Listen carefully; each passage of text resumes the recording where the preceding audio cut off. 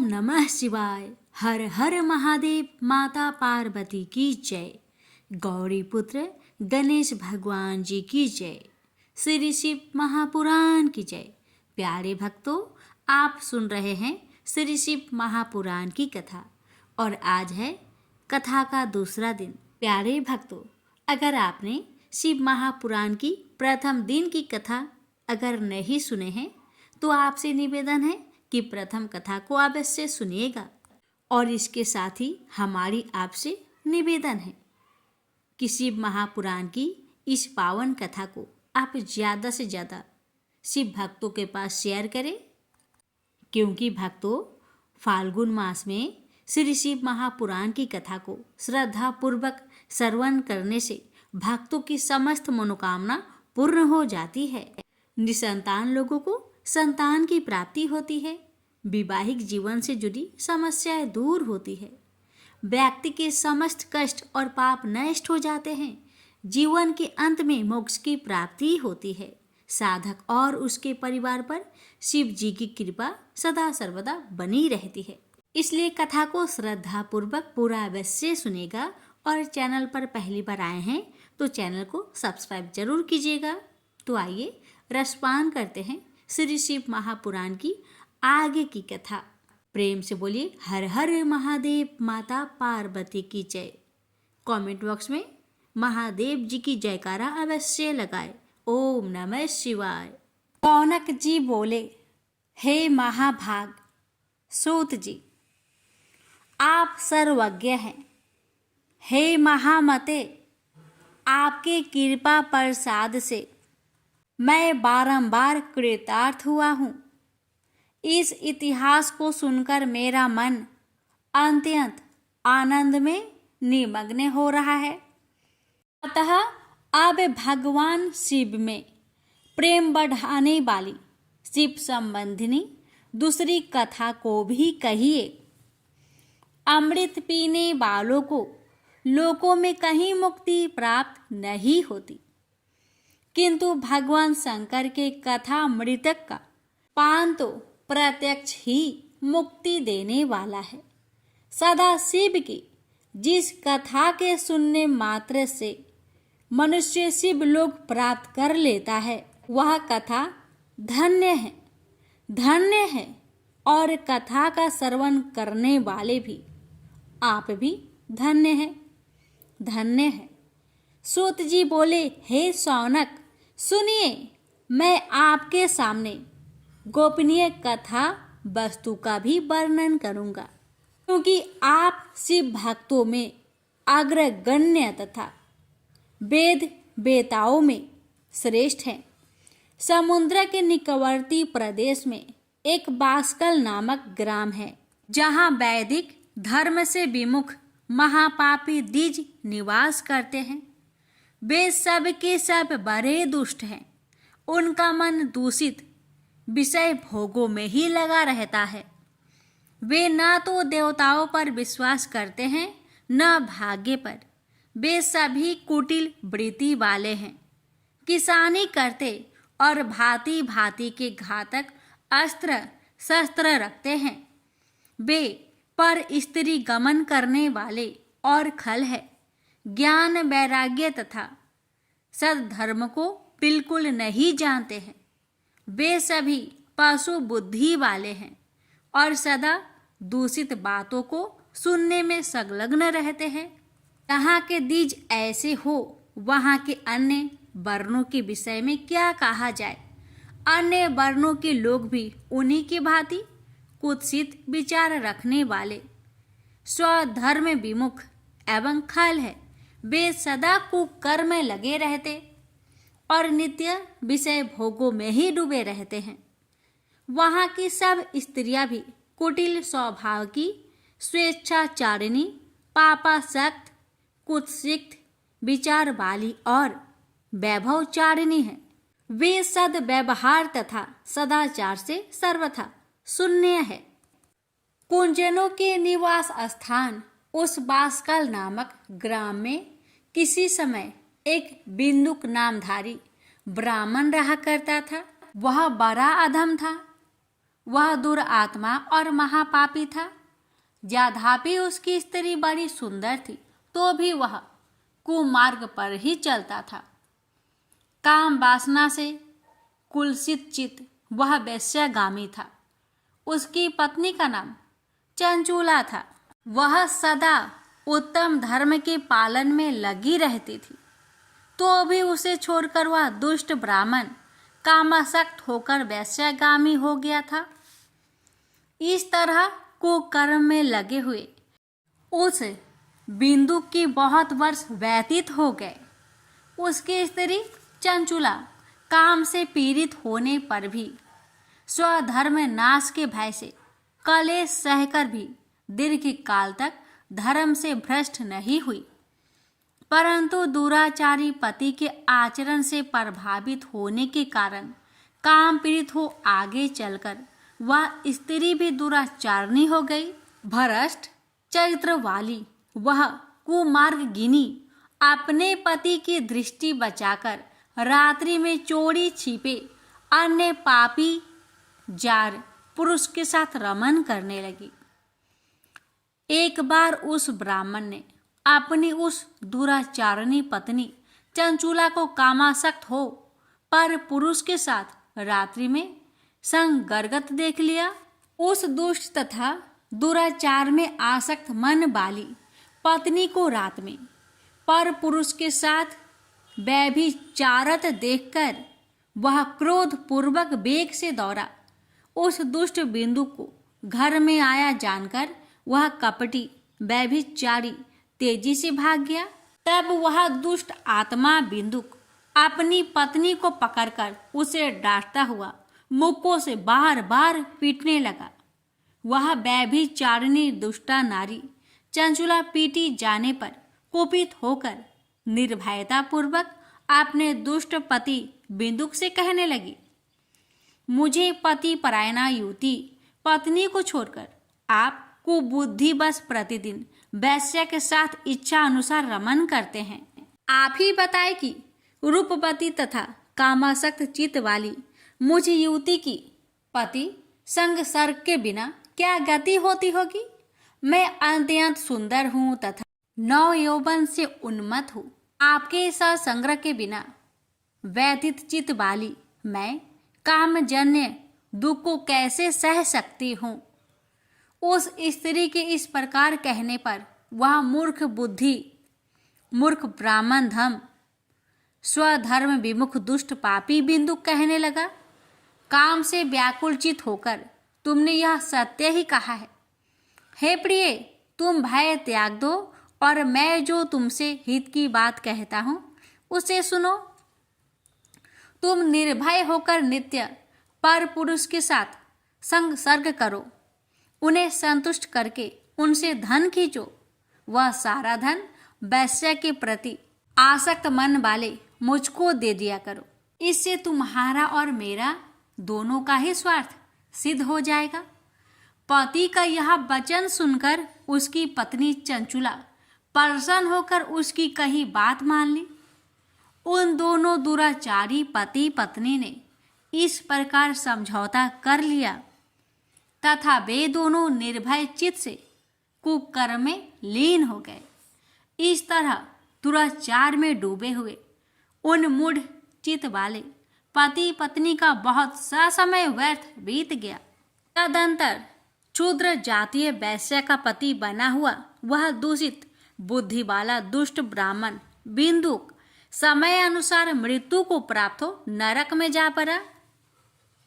बहुत दिनों तक नरक के दुख को भोग कर वह मूर्ख बुद्धि पापी विंध्या पर्वत पर भयंकर पिशाच हुआ। इधर उस दुराचारी पति बिंदु के पति मर जाने पर वह मूढ़ हृदय चंचला बहुत समय तक पुत्र के साथ अपने घर में ही रही। इस प्रकार प्रेम पूर्वक कामासक्त होकर जारों के साथ विहार करती हुई उस चंचुला नामक स्त्री कुछ यौवन समय के साथ ढलने लगा। एक दिन देव योग से किसी पुण्य वर्ग के आने पर वह स्त्री भाई बंधुओं के साथ गोकर्ण क्षेत्र में गई। तीर्थ यात्रियों के संग से उसने भी उस समय जाकर किसी तीर्थ के जल में स्नान किया। फिर वह साधारणतया मेला देखने की दृष्टि से बंधुजनों के साथ यत्र तत्र घूमने लगी। घूमती घामती किसी देव मंदिर में उसने एक देवयज्ञ ब्राह्मण के मुख से भगवान शिव की परम पवित्र एवं मंगलकारिणी उत्तम पौराणिक कथा सुनी। कथावाचक ब्राह्मण कह रहे थे कि जो स्त्रियां पर पुरुषों के साथ व्यभिचार करती है, वे मरने के बाद जब यमलोक में जाती है, तब यमराज के दूत उनकी योनि में तपे हुए लोहे का परीख डालते हैं। पौराणिक ब्राह्मण के मुख से यह वैराग्य बढ़ाने वाली कथा सुनकर चंचुला भय से व्याकुल हो वहां कांपने लगी। जब कथा समाप्त हुआ और लोग वहां से बाहर चले गए, तब वह भयभीत नारी एकांत में शिव पुराण की कथा बाँचने वाले उन ब्राह्मण से कहने लगी, हे ब्राह्मण, मैं अपने धर्म को नहीं जानती थी, इसलिए मेरे द्वारा बड़ा दुराचार हुआ है। स्वामीन, इसे सुनकर मेरे ऊपर अनुपम कृपा करके आप मेरा उद्धार कीजिए। हे प्रभु, मैंने मूर्ख बुद्धि के कारण घोर पाप किया है। मैंने कामंद होकर अपनी संपूर्ण युवा अवस्था व्यभिचार में बिताई है। आज वैराग्य रस से ओतप्रोत आपके इस प्रवचन को सुनकर मुझे बड़ा भय लग रहा है। मैं कांप उठी हूँ और मुझे इस संसार से वैराग्य हो गया है। मुझ मूर्ख चीत वाली पापनी को धिक्कार है। मैं सर्वथा निंदकों के योग हूँ। मैं कुत्सित विषयों में फंसी हुई हूँ और अपने धर्म से विमुख हो गई हूँ। थोड़े से सुख के लिए अपने हित का नाश करने वाले तथा भयंकर कष्ट देने वाले घोर पाप मैंने अनजाने में ही कर डाले हैं। न जाने किस किस घोर कष्टदायक दुर्गति से मुझे पड़ना पड़ेगा और वह कौन बुद्धिमान पुरुष कुमार्ग में मन लगाने वाले मुझ पापनी का साथ देगा। मृत्यु काल में उस भयंकर यम दूतों को मैं कैसे देखूंगी, जब वे बलपूर्वक मेरे गले में फंदे डालकर मुझे बांधेंगे, तब मैं कैसे धीरज धारण कर सकूंगी। नरक में जब मेरे शरीर के टुकड़े टुकड़े किए जाएंगे, उस समय विशेष दुख देने वाली उस महायातना को मैं कैसे सह सकूंगी। दुख और शोक से ग्रस्त होकर मैं दिन में सहज इंद्रिय व्यापार और रात्रि में नींद कैसे प्राप्त कर सकूंगी। हाय, मैं मर गई, मैं जल गई, मेरा हृदय विदीर्ण हो गया और मैं सब प्रकार से नष्ट हो गई, क्योंकि मैं हर तरह से पाप में ही डूबी रही हूँ। हाय विधाता, मुझ पापिनी को आपने हठात ऐसी दुर्बुद्धि क्यों दे दी, जो सभी प्रकार का सुख देने वाले स्वधर्म से दूर कर देती है। हे द्विज, शूल से विधा हुआ व्यक्ति ऊंचे पर्वत शिखर से गिरने पर जैसा घोर कष्ट पाता है, उससे भी करोड़ गुना कष्ट मुझे है। सैकड़ों अश्वमेध करके अथवा सैकड़ों वर्षों तक गंगा स्नान करने पर भी मेरे घोर पाप की शुद्धि संभव नहीं दिखती। मैं क्या करूं, कहाँ जाऊं और किसका आश्रय लूं। मुझ नरक गामिनी की इस संसार में कौन रक्षा करेगा। हे ब्राह्मण, आप ही मेरे गुरु हैं, आप ही मेरे माता और आप ही मेरे पिता हैं। आपकी शरण में आई हुई मुझ दीन अबला का उद्धार कीजिए, उद्धार कीजिए। इस प्रकार खेद और वैराग्य से युक्त हुई चंचला उस ब्राह्मण के चरणों में गिर पड़ी। तब उन बुद्धिमान ब्राह्मणों ने कृपा पूर्वक उसे उठाकर इस प्रकार कहा।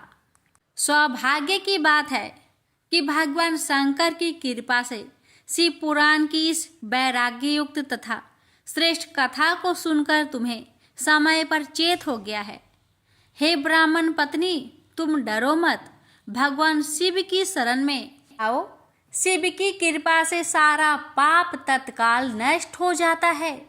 मैं तुमसे भगवान शिव की कीर्ति कथा से युक्त उस परम वस्तु का वर्णन करूंगा जिससे तुम्हें सदा सुख देने वाली उत्तम गति प्राप्त होगी।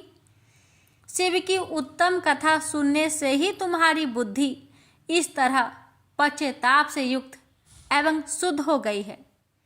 साथ ही तुम्हारे मन में विषयों के प्रति वैराग्य हो गया है। पश्चाताप ही पाप करने वाले पापियों के लिए सबसे बड़ा प्रायश्चित है। सत्पुरुषों ने सबके लिए पश्चाताप को ही समस्त पापों का शोधक बताया है। पश्चाताप से ही पापों की शुद्धि होती है। जो पश्चाताप करता है वह वास्तव में पापों का प्रायश्चित करता है, क्योंकि सत्पुरुषों ने समस्त पापों की शुद्धि के लिए जैसे प्रायश्चित का उपदेश दिया है वह सब पश्चाताप से संपन्न हो जाते हैं। जो पुरुष विधि पूर्वक प्रायश्चित करके निर्भय हो जाते हैं पर अपने कुकर्म के लिए पश्चाताप नहीं करता, उसे प्राय उत्तम गति नहीं प्राप्त होती। परंतु जिसे अपने कुकृत्य पर हार्दिक पश्चाताप होता है वह अवश्य उत्तम गति का भागी होता है। इसमें संशय नहीं है।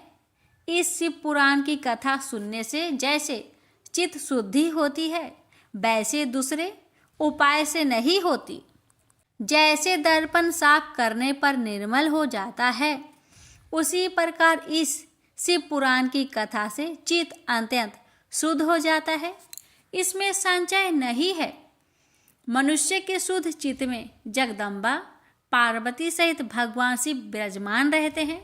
इससे वह विशुद्ध आत्मा पुरुष श्री सांब सदा शिव के परम पद को प्राप्त होता है। इस प्रकार यह कथा रूपी साधन सभी प्राणियों के लिए उपकारी है और इसी कारण महादेव जी ने इसको आग्रह पूर्वक प्रकट किया है। इस कथा से भगवान उमापति का ध्यान सिद्ध हो जाता है। उस ध्यान से परम ज्ञान और उससे मोक्ष की प्राप्ति निश्चय ही होती है। भगवान शंकर के ध्यान मग्न हुए बिना भी यदि कोई इस कथा को मात्र सुनता है वह दूसरे जन्म में भगवान के ध्यान को सिद्ध कर परम पद को पा लेता है। इस कथा के श्रवण से भगवान शंकर के ध्यान को प्राप्त कर पश्चाताप करने वाले पापी पुरुष सिद्धि को प्राप्त हो गए हैं। इस उत्तम कथा का श्रवण समस्त मनुष्यों के लिए कल्याण का बीज है, अतः यथोचित शास्त्रोक्त मार्ग से इसकी आराधना अथवा सेवा करनी चाहिए।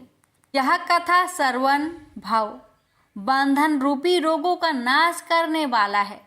भगवान शिव की कथा को सुनकर फिर अपने हृदय में उनका मनन एवं निधि ध्यानासन करने से पूर्णतया चित्त शुद्धि हो जाती है। चित्त शुद्धि होने से महेश्वर की भक्ति अपने दोनों पुत्र ज्ञान और वैराग्य के साथ निश्चय ही प्रकट होती है। तत्पश्चात महेश्वर के अनुग्रह से दिव्य मुक्ति प्राप्त होती है। इसमें संशय नहीं। जो शिव भक्ति से वंचित है उसे पशु समझना चाहिए, क्योंकि उसका चित्त माया के बंधन में आसक्त है। वह निश्चय ही संसार बंधन से मुक्त नहीं हो पाता। हे ब्राह्मण पत्नी, इसलिए तुम विषयों से मन को हटा लो और भक्ति भाव से भगवान शंकर की इस परम पावन कथा को सुनो। परमात्मा शंकर की इस कथा को सुनने से तुम्हारे चित्त की शुद्धि होगी और उसमें तुम्हें मोक्ष की प्राप्ति हो जाएगी। निर्मल चित्त से भगवान शिव के चरण रविंदु का चिंतन करने वाले की एक ही जन्म में मुक्ति हो जाती है। यह मैं तुमसे सत्य कहता हूँ। इतना कहकर वे श्रेष्ठ शिव भक्त ब्राह्मण मौन हो गए। उनका हृदय करुणा से आर्द्र हो गया था। वे शुद्ध चित्त महात्मा भगवान शिव के ध्यान में मग्न हो गए। तदंतर बिंदु की पत्नी चंचुला मन ही मन प्रसन्न हो उठी। ब्राह्मण का उक्त उपदेश सुनकर उसके नेत्रों में आनंद के आंसू छलक आए थे। वह ब्राह्मण पत्नी चंचुला हर्षित हृदय से उन श्रेष्ठ ब्राह्मण के चरणों में गिर पड़ी और हाथ जोड़कर बोली, मैं कृतार्थ हो गई। तत्पश्चात उठकर वैराग्य युक्त तथा उत्तम बुद्धि वाली वह स्त्री जो अपने पापों के कारण आतंकित थी, उन महान शिव भक्त ब्राह्मण से हाथ जोड़कर गदगद वाणी में कहने लगी, हे ब्राह्मण, शिव भक्तों में श्रेष्ठ, हे स्वामीन, आप धन्य हैं, परमार्थदर्शी हैं और सदा परोपकार करने में लगे रहते हैं। इसलिए आप श्रेष्ठ साधु पुरुष में प्रशंसा की योग्य है। हे साधो, मैं नरक के समुद्र में गिर रही हूँ, आप मेरा उद्धार कीजिए, उद्धार कीजिए। पौराणिक अर्थ तत्व से संपन्न जिस सुंदर सी पुराण की कथा को सुनकर मेरे मन में संपूर्ण विषय से वैराग्य उत्पन्न हो गया, उसी इस शिव पुराण को सुनने के लिए इस समय मेरे मन में बड़ी श्रद्धा हो रही है। ऐसा कहकर हाथ जोड़कर उनका अनुग्रह पाकर चंचुला उस शिव पुराण की कथा के सुनने की इच्छा मन में लिए उन ब्राह्मण देवता की सेवा में तत्पर हो वहां रहने लगी। तदंतर शिव भक्तों में श्रेष्ठ और शुद्ध बुद्धि वाले उन ब्राह्मण देवता ने उसी स्थान पर उस स्त्री को शिव पुराण की उत्तम कथा सुनाई।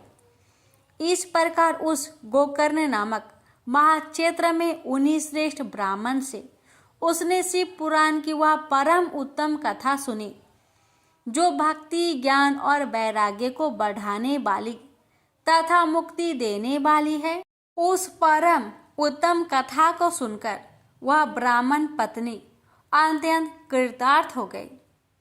जब सद्गुरु की कृपा से उसका चित्त शीघ्र ही शुद्ध हो गया, भगवान शिव के अनुग्रह से उसके हृदय में शिव के स्वगुण रूप का चिंतन होने लगा। इस प्रकार सद्गुरु का आश्रय लेकर उसने भगवान शिव में लगी रहने वाली उत्तम बुद्धि पाकर शिव के सच्चिदानंदमय स्वरूप का बारंबार चिंतन आरंभ किया। वह प्रतिदिन तीर्थ के जल में स्नान करके जटा और वल्कल धारण करने लगी तथा समूची देह में भस्म लगाकर रुद्राक्ष के आभूषण धारण करने लगी। वह भगवान शिव के नाम जप में लगी रहती थी। संयमती वाणी और अल्पाहार करते हुए गुरु के बताए मार्ग से वह शिवजी को प्रसन्न करने लगी। इस प्रकार शंभु का उत्तम ध्यान करते हुए उस चंचुला का बहुत सा समय बीत गया।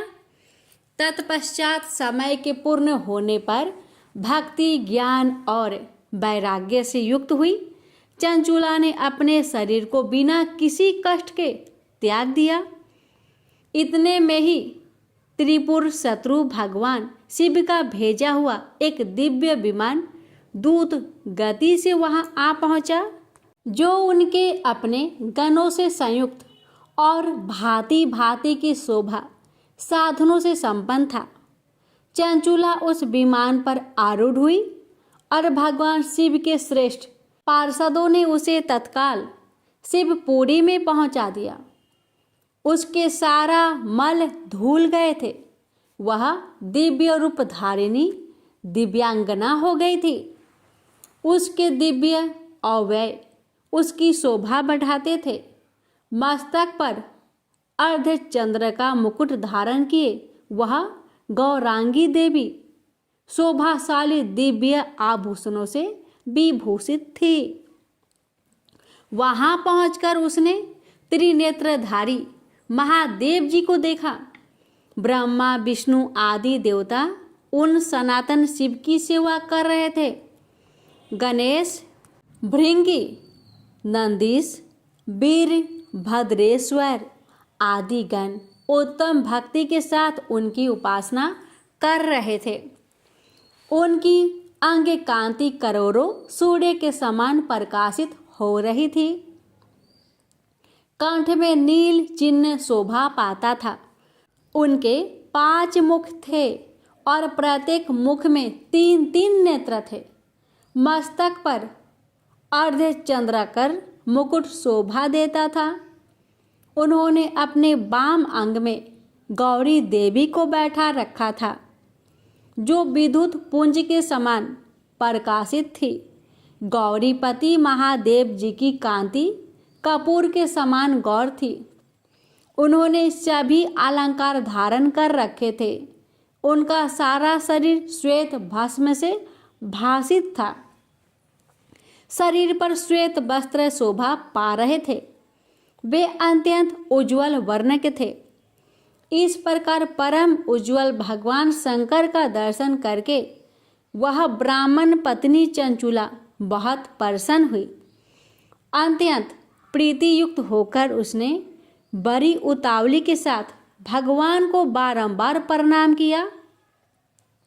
फिर हाथ जोड़कर वह बड़े प्रेम, आनंद और संतोष युक्त हो विनीत भाव से खड़ी हो गई। उसके नेत्र से आनंद अश्रुओं की अविरल धारा बहने लगी तथा संपूर्ण शरीर में रोमांच हो गया। उस समय भगवती पार्वती और भगवान शंकर ने उसे बड़ी करुणा के साथ अपने पास बुलाया और सौम्य दृष्टि से उसकी ओर देखा। पार्वती ने तो दिव्य रूप धारिणी बिंदुक प्रिया चंचुला को प्रेम पूर्वक अपने सखी बना लिया। वह उस परमानंदन घन ज्योति स्वरूप सनातन धाम में अविरल निवास पाकर दिव्य सौख्य से संपन्न हो अक्षय सुख का अनुभव करने लगी। प्रेम से बोलिए हर हर महादेव, माता पार्वती की जय। प्यारे भक्तों, आज की कथा यहीं पर समापन करते हैं और इसकी आगे की कथा कल के अध्याय में अवश्य सुनिएगा। प्यारे भक्तों, अब आप सभी श्रवण करें फाल्गुन मास की कथा। श्री वृंदावन में श्री सनातन गोस्वामी जी के सामने महावन में एक लीला स्फुरित हुई। उन्होंने देखा कि कुछ गोप बालक खेल रहे हैं और एक श्याम बालक श्री सनातन जी की ओर देखकर मुस्कुरा रहा है। वह उस बालक को गले लगाने के लिए दौड़ पड़े और जैसे ही उसके पास पहुंचे तो वो बालक गायब हो गया। वो भाव विभोर होकर रोने लगे और मूर्छित होकर गिर पड़े। उन्हें एक सपना आया जिसमें उन्होंने उसी बालक श्री कृष्ण का रूप देखा। श्री कृष्ण ने उनसे कहा कि अगर आप मुझसे मिलना चाहते हो तो मैं मथुरा में श्री परशुराम चौबे जी के घर में रह रहा हूँ। आप वहाँ जाइए और वहाँ से मुझे अपने साथ ले लीजिए। सनातन जी अगले दिन प्रातः काल होते ही मधुकरी भिक्षा से प्राप्त हुआ भोजन के निमित्त श्री परशुराम चौबे जी के घर पर पहुँचे। वहाँ उनको उस बालक का श्री ठाकुर मदन मोहन जी के रूप में दर्शन हुआ। वो एकटक मदन मोहन जी को देखते रहे और उनसे आसक्त हो गए। सनातन जी वैसे तो कई दिनों में एक बार मधुकरी के लिए जाते थे, लेकिन मदन मोहन जी के दर्शन के लोभ से अब वो प्रतिदिन मधुकरी के लिए उसी घर में जाने लगे। वो मदन मोहन जी के दर्शन करते और घंटों खड़े उनके सामने रोते रहते। एक दिन घर की वृद्धा माता ने देखा कि ठाकुर जी से नेत्र में नेत्र मिलाए सनातन जी घंटों से खड़े हैं और रो रहे हैं।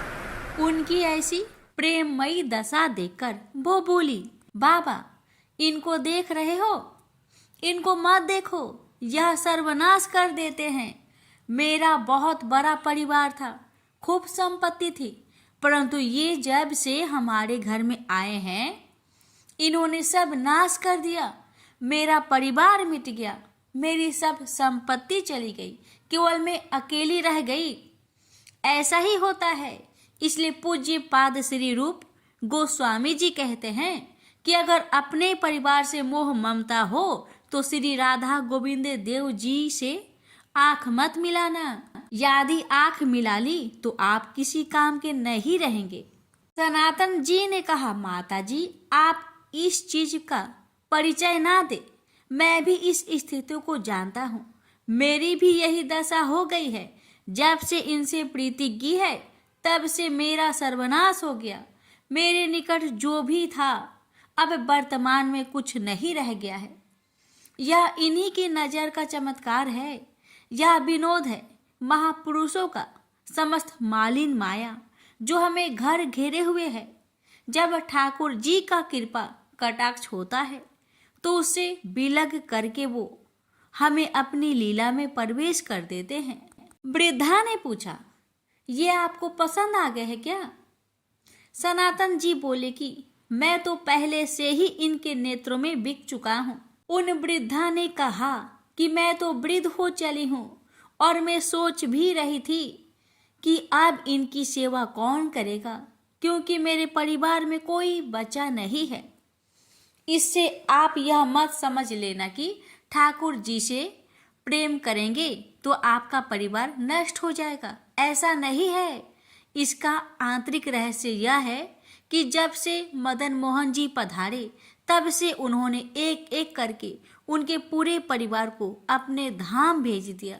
ठाकुर मदन मोहन जी ने चौबे जी के पूरे परिवार को अपनी नित्य लीला में सम्मिलित कर लिया, जो बड़े बड़े योगियों के लिए भी दुर्लभ है। ठाकुर जी ने उनका लौकिक धन हटाकर चिदानंद वस्तु प्रदान की। जो प्रभु के चरणों में अपने चित्त को लगा देता है तो बिना कोई और साधन किए प्रभु उसको स्वीकार कर लेते हैं और अपने दिव्य धाम, दिव्य स्वरूप और दिव्य लीलाओं में प्रवेश कर देते हैं।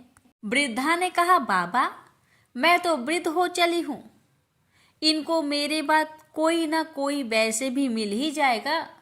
मेरे से पूजा सेवा अब बनेगी नहीं और मैं भी उब गई हूँ इनसे, क्योंकि मुझे इनसे कोई लाभ प्राप्त हुआ नहीं।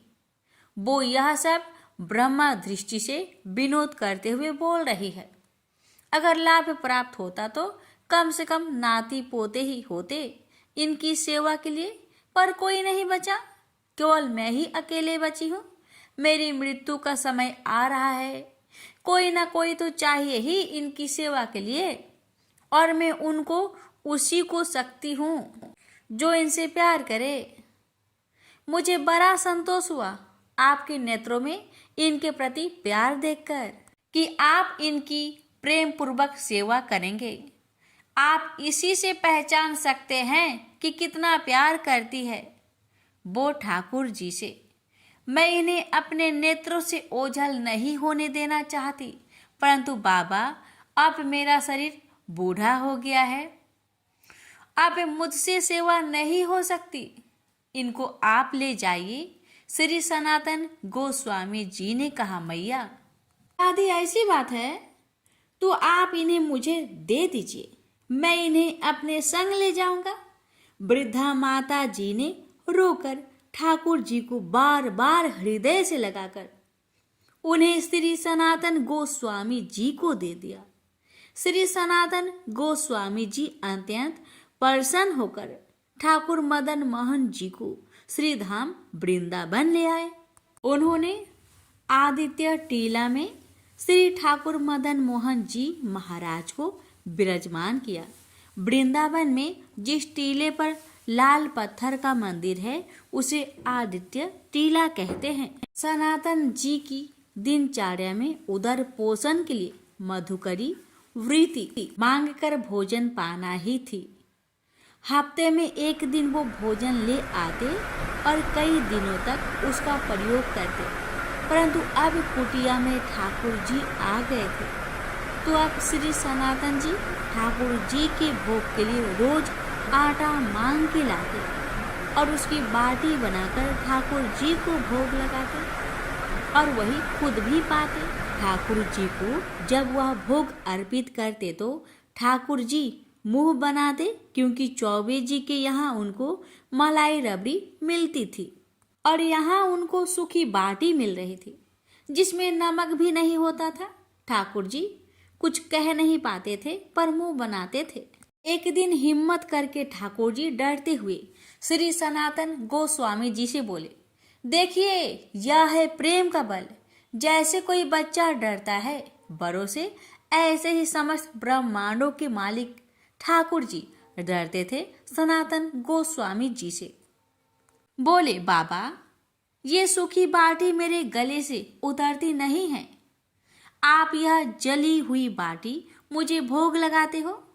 मेरा पेट भी काम नहीं कर रहा और ये गले से नहीं उतरती। थोड़ा सा नमक तो डाल दीजिए। श्री मदन मोहन जी के मुख से यह सुनकर सनातन जी मुस्कुराए और बोले, देखो ठाकुर जी, मुझे चैतन्य महाप्रभु ने वृंदावन में वैराग्य से रहने की आज्ञा दी है। अब मैं समझ गया आप मुझे फिर फंसाना चाहते हैं। वैसे ही बचपन से ही आपको चटोरा स्वभाव है। आप कभी यशोदा मैया के द्वारा दिए हुए माखन से तृप्त नहीं होते थे। जब तक गोपियों के यहाँ जाकर बाल लीला करके 10-20 घरों से माखन नहीं पाते थे, आप तृप्त नहीं होते थे। आज आप कह रहे हैं कि बाबा थोड़ा सा नमक मांग कर ले आना। फिर कहेंगे, बाबा नमक तो हो गया, अगर थोड़ी घी में डुबो तो अच्छा होगा। फिर कहेंगे, बाबा थोड़ा मीठा मिल जाता तो अच्छा होता। मैं इस चक्कर में कहाँ तक व्यवस्था करूँगा। और आप यह जो मांग रख रहे हैं, यह मांग आप खुद से चाहे तो पूर्ण कर लीजिए। मेरी तरह से व्यवस्था होने वाली नहीं है। मैं वैराग्य पूर्ण ही रहूँगा। ठाकुर जी ने ये उत्तर सुना और कहा कि आप फिर मुझे ये आदेश देते हैं कि मैं अपनी व्यवस्था खुद कर लूँ। श्री सनातन जी बोले, हाँ आप अपनी व्यवस्था कर लीजिए, हमें इसमें कोई परेशानी नहीं है। ठाकुर जी प्रसन्न हो गए। उसी समय मुल्तान देशवासी रामदास कपूर जी एक विशाल नौका में विविध रत्न, सेधा नमक और काबुल के मेवा इत्यादि भरकर यमुना के रास्ते आगरा जा रहे थे। आदित्य टीला के समीप यमुना जी थी। वहां पहुंचते ही नौका फंस गई और बहुत प्रयास करने पर भी नहीं निकली। नौका भला चलती कैसे। ठाकुर मदन मोहन जी जो यजमान को पटाना चाहते थे, अब श्री रामदास कपूर जी परेशान हो गए। ठाकुर जी एक गोप बालक का भेष धारण करके उसके पास गए और कहा, सुनो ये नौका ऐसे नहीं निकलेगी।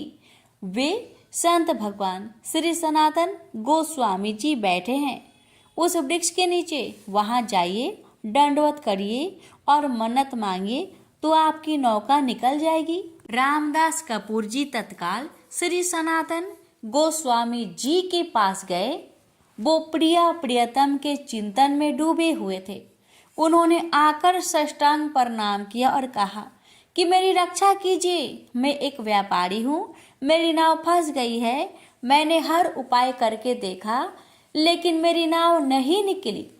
आप कृपा कर दीजिए, मैं आपके पास एक ब्रजवासी बालक के कहने पर आया हूँ। सनातन गोस्वामी जी ने ध्यान किया तो पता चला ठाकुर मदन मोहन जी ने ही उन्हें भेजा था। वो समझ गए कि ठाकुर जी ने यजमान पटा लिया है। सनातन गोस्वामी जी ने कहा कि वो ऊपर ठाकुर जी का मंदिर है, वहां जाके मन्नत मांग लीजिए, आपका काम हो जाएगा।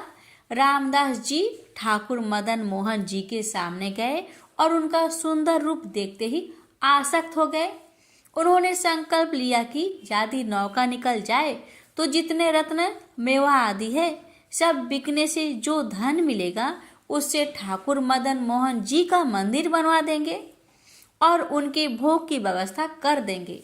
वो दर्शन करके आए और इस बार सहज में नाव निकल गई, कोई धक्का भी नहीं लगाना पड़ा। रामदास कपूर जी सब सामान की बिक्री करके आए और आज तो मदन मोहन जी का लाल पत्थर का मंदिर है, उन्होंने उसका निर्माण करवाया और उनके भोग की व्यवस्था भी कर दी। इस तरह ठाकुर जी ने स्वयं ही अपने मंदिर और भोग की व्यवस्था कर ली। श्री सनातन गोस्वामी जी का नित्य नियम था कि वो वृंदावन पैदल चलकर आते थे, गोवर्धन जी की परिक्रमा करते थे और पैदल ही वापस आते थे। ठाकुर जी ने जब देखा कि उनका शरीर बहुत वृद्ध हो गया है तो कहा कि अब आप दर्शन के लिए मत आया करिए, आपका शरीर वृद्ध हो गया है। श्री सनातन गोस्वामी जी ने कहा कि बिना परिक्रमा और बिना आपके दर्शन के रहा नहीं जाता। इसके बाद ठाकुर जी ने स्वयं प्रकट होकर श्री सनातन गोस्वामी जी को एक शिला प्रदान की, जिस शिला पर श्री ठाकुर जी के चरण चिन्ह आज भी अंकित है, और कहा बाबा आप इस शिला की परिक्रमा कर लीजिए, इसकी परिक्रमा से आपको संपूर्ण गिरिराज परिक्रमा का नियम पूर्ण हो जाएगा, आपको वैसा ही आनंद प्राप्त होगा। वो पावन शिला वर्तमान में श्री वृंदावन में श्री राधा दामोदर जी के मंदिर में विद्यमान है। श्री सनातन गोस्वामी जी प्रतिदिन आदित्य टीला से श्री गोपेश्वर महादेव जी के भी दर्शन करने जाते थे। महादेव जी ने जब देखा कि वो एकदम वृद्ध हो गए हैं तो उनसे कहा कि आप रोज यहाँ गोपेश्वर मत आया करिए। श्री सनातन गोस्वामी ने कहा कि मेरा आपके दर्शन का नियम है। शिव जी ने कहा मैं मध्य में ही कहीं प्रकट हो जाता हूँ। आज तो बनखंडी महादेव जी का मंदिर वृंदावन में है, उस रूप में श्री गोपेश्वर महादेव जी प्रकट हो गए और श्री सनातन गोस्वामी जी रोज उनके दर्शन के लिए जाने लगे। बंगाल में एक गरीब ब्राह्मण ने अपनी गरीबी से बहुत दुखी होकर धन प्राप्ति के लिए भगवान शंकर की आराधना की। भगवान शंकर जी प्रसन्न हुए और उन्होंने सपना में आकर उन्हें आदेश दिया और कहा कि श्री वृंदावन धाम में श्री सनातन गोस्वामी जी नाम के एक महापुरुष निवास करते हैं। उनके पास पारस मणि है, वो आपको वह पारस मणि दे देंगे। वो ब्राह्मण आनंद में मगन होकर श्री वृंदावन धाम आए और श्री सनातन जी के वहाँ गए। उन्होंने जब श्री सनातन जी को देखा तो वो एक कुदरी और एक करवा लिए हुए थे और शरीर पर उन्होंने कौपीन पहना हुआ था। उनके मन में निराशा हुई कि जो खुद ऐसी गरीबी में रह रहे हैं वह उन्हें पारस मणि कैसे देंगे। उन्होंने सोचा कि भगवान शंकर के वचन झूठे नहीं हो सकते, तो वो उनके पास गए और जाके प्रणाम किया। सनातन जी ने ब्राह्मण से पूछा कि वे किस हेतु से आए हैं। उन्होंने कहा कि मुझे भगवान शंकर ने भेजा है और कहा है कि आपके पास पारस मणि है और आप मुझे वो प्रदान करें। सनातन जी ने कहा मैंने कभी उसे छुआ तो नहीं, वो मेरे पास भी नहीं है। एक दिन यमुना स्नान करने जा रहा था तो पैर से टकरा गई थी, तो वहीं उसे रेती से ढक दिया था।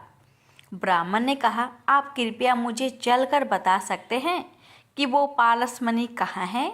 श्री सनातन गोस्वामी ब्राह्मण को एक जगह ले गए और बोले इसी जगह पर पारस मणि है, आप रेती हटाइए तो दिख जाएगी। जैसे ही ब्राह्मण ने वहां से रेती हटाई तो थोड़ी देर में ही चमकती हुई पारस मणि उन्हें मिल गई। ब्राह्मण को लगा कि परीक्षा करके देखूं कि कोई चमत्कार पत्थर है या सही में पारस मणि है।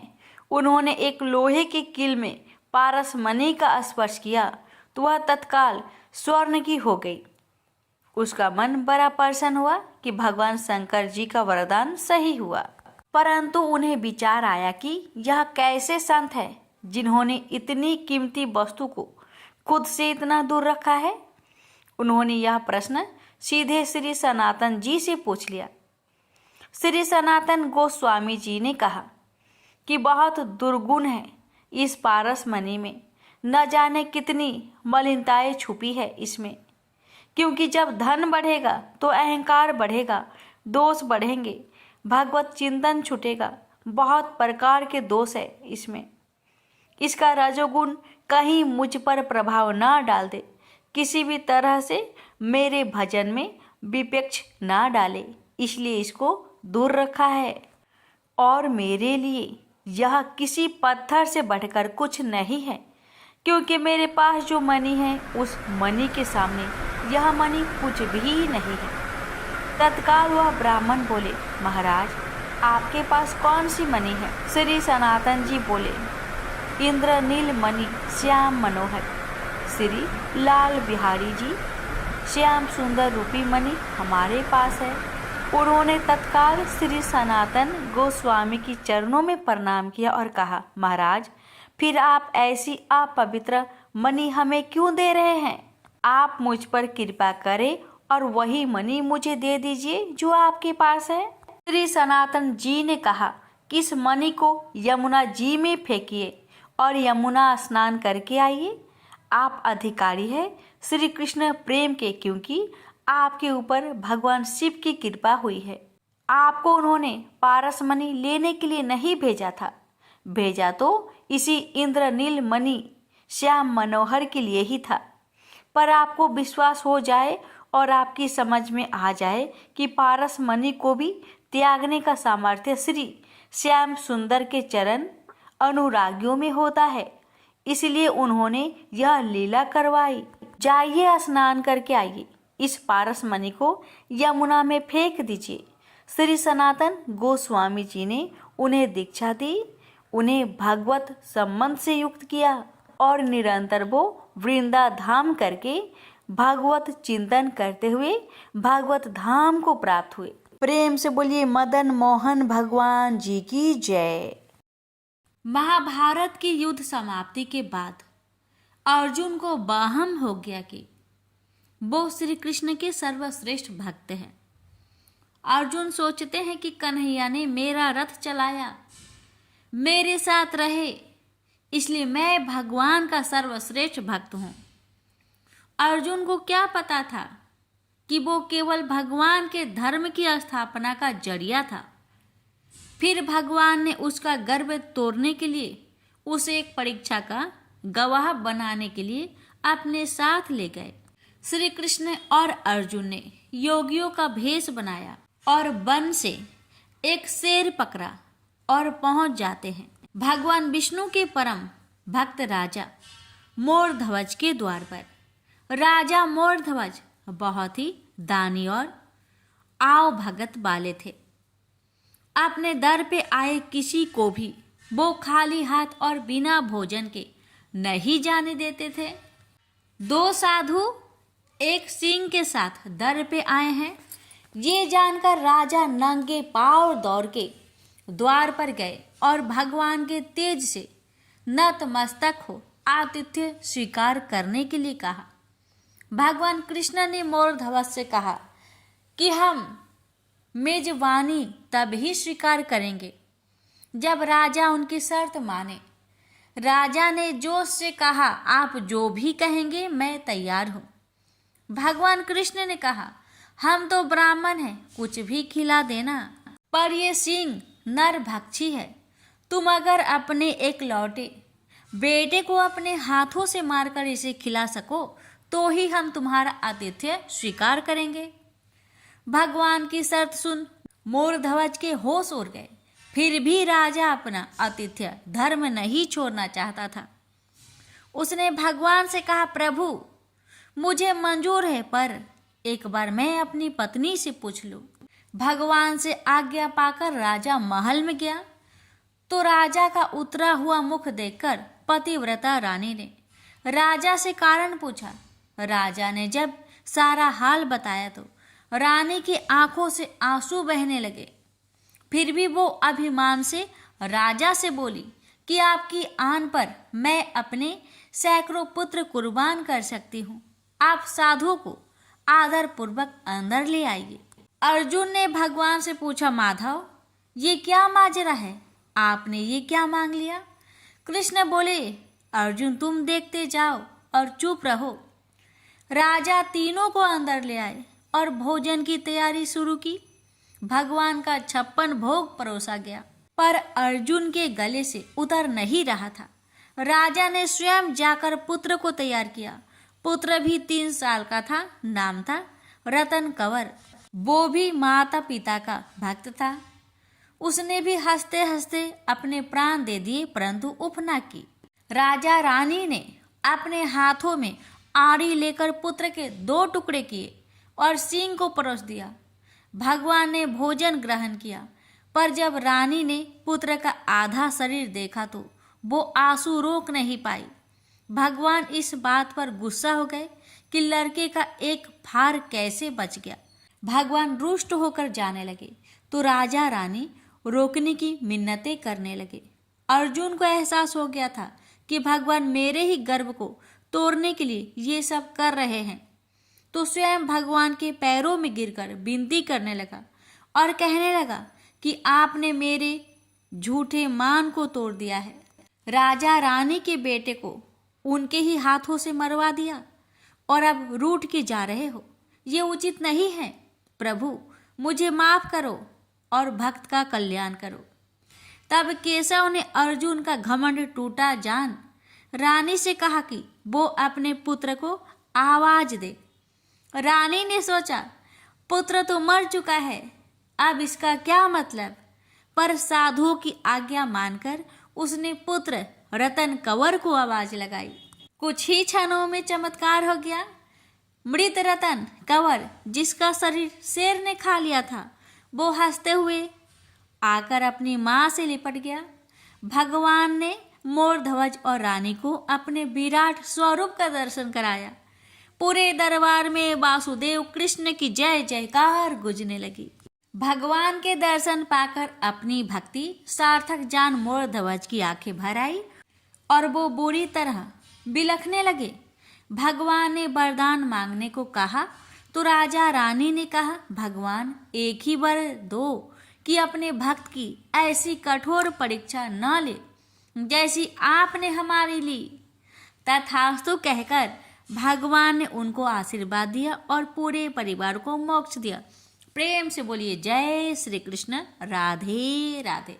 प्यारे भक्तों, आज शुक्रवार का दिन है, तो आइए रसपान करते हैं भगवान शुक्रदेव की कथा। इस कथा को श्रद्धा पूर्वक श्रवण करने से भगवान भक्तों की हर मनोकामना अवश्य ही पूरी करते हैं। प्रेम से बोलिए शुक्र भगवान की जय। मानिकपुर नगर में 3 मित्र रहते थे। उनमें से एक काष्ट, एक ब्राह्मण और एक वैश्य था। वे तीनों हमेशा साथ साथ रहते थे।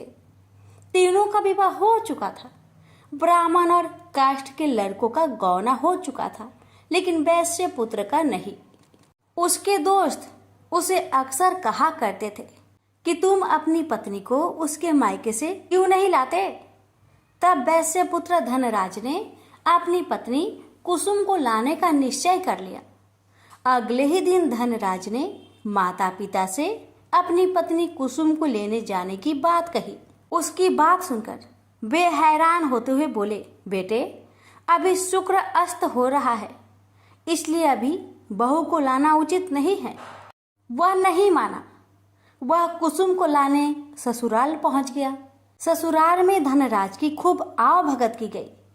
धनराज ने कुसुम को विदा करने के लिए कहा तो उसके सास ससुर बोले, बेटे अभी शुक्र अस्त हो रहा है, ऐसे में लड़की को विदा नहीं करते।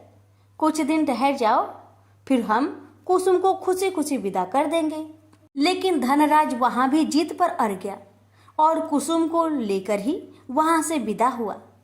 धनराज कुसुम को जब अपने घर ले जा रहा था तो अचानक बैल तेजी से भागने लगे। रास्ते में पड़े पत्थर से टकराने से गाड़ी का पहिया टूट गया। फलस्वरूप कुसुम को काफी चोट आई। दोनों को आगे की यात्रा पैदल ही करनी पड़ी। सुनसान रास्ते से गुजरते हुए डाकुओं ने उन्हें लूट लिया। उनका सारा धन, आभूषण और वस्त्र छीन लिए। किसी तरह से घर पहुंचे। दूसरे ही दिन घर में धनराज के बिस्तर पर सांप चढ़ गया और उसे डस लिया। सेठ जी ने बड़े बड़े चिकित्सक बुलवाए, मगर कोई भी चिकित्सक जहर उतारने में सफल नहीं हुआ। दूर दूर से सपेरे बुलाए गए, लेकिन कोई भी धनराज को नहीं बचा सका। धनराज की मृत्यु हो गई। उसी समय पंडितों ने सेठ जी को एक बात बताई कि आपके बेटे ने शुक्र अस्त होने पर बहू को विदा करा लाने की भूल की है। यदि आप शुक्रवार की पूजा अर्चना करें और बहू शुक्रवार का व्रत करे तथा कथा सुनकर प्रसाद ग्रहण करे तो शुक्र देवता की अनुकंपा से धनराज पुनः जीवित हो सकता है। सेठ जी ने पंडितों की बात मानकर अपने मृत बेटे और बहू को वापस उसके ससुराल भेज दिया। कुसुम ने अपने घर पहुंचकर शुक्रवार का व्रत और पूजा पाठ की। उसने अपने पति की गलती के लिए शुक्र देवता से क्षमा मांगी। फलस्वरूप धनराज जीवित हो उठा। धनराज के जीवित हो जाने से घर में खुशियां भर गई। उधर धनराज के माता पिता ने बेटे के जीवित होने का समाचार सुना तो शुक्रवार का व्रत किया और गरीबों को अन्न, वस्त्र और धन का दान किया। शुक्र के उदय होने पर धनराज अपनी पत्नी कुसुम के साथ घर लौट आया। दोनों पति पत्नी शुक्रवार का विधिवत व्रत करते हुए शुक्र की पूजा करने लगे। उनके घर में धन्य धान्य की वर्षा होने लगी। उनके सभी कष्ट दूर होते चले गए। परिवार में सभी आनंद पूर्वक रहने लगे। प्रेम से बोलिए शुक्र भगवान की जय।